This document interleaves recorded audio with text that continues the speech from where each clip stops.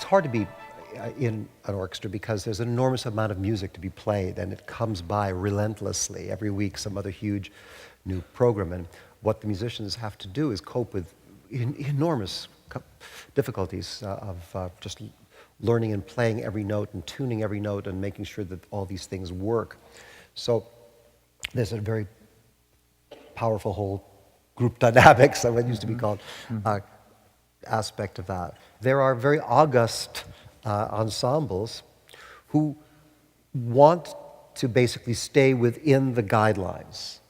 They don't want to be told something like, just go off in a kind of free, mournful direction, and you lead, and I'll catch up to you, 5 bars from now. Then we can move it around, or maybe to the viola section next, or that kind of thing. No, they want to just say, what exactly are we doing, and what am I supposed to do, and give me the limits within which I should do this. And a lot of conductors do work by kind of setting limits. But I guess what I'm trying to do is get people to go beyond the limits, and that's partially suggests that you can't really know how far is too far unless you do go too far. It's funny, especially with music, because music is such a technical thing, and the way we learn it is so involved with, are we getting it right or not, for decades of our training, starting when we're very young. So it's fascinating when I go to a school where they're teaching musical arts and dramatic arts. If I'm talking to people who are in the theater program, the slightest little thing I can say to them, I say, okay, could you do the line again, but this time do it sort of country western Japanese with a stammer, and you're getting an attack of poison ivy or something, whatever. And right away, bang, they'll just produce this, this outrageous characterization I've asked for.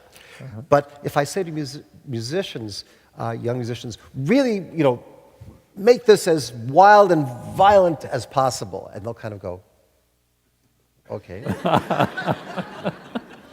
And I try to encourage them, say, go too far, go way too far, because it's just faster. You take it out as far as it could go, and that was too far, okay, bring it a little back from there, as opposed to incrementally, kind of.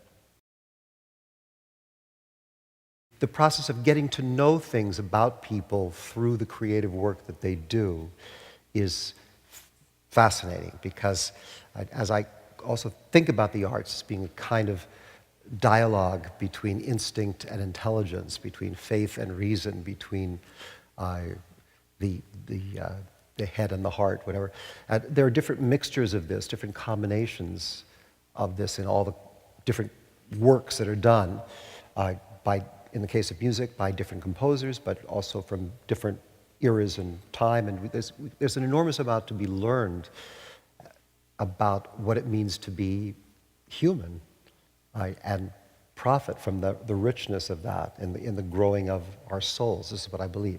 Then, as far as working with lots of people to try and get the most out of their creativity and get this all to come together, there is still a sort of, and I'm not saying this in a religious sense, there is a kind of congregational aspect of our experience of the arts, whether that's people coming to concerts or to operas or going to museums. It's been fascinating, isn't it, to watch how the institution of the cathedral-like museum has become a very major phenomenon of the second half of the 20th century. But this experience of people wanting to be together somehow to experience this wonderful art together, and how different creative forces in the creation of those buildings and creation of the programs that go into those buildings, in trying to make sure that those who participate in those programs are encouraged to bring their particular spin and savor of life into the process is kind of what it's all about.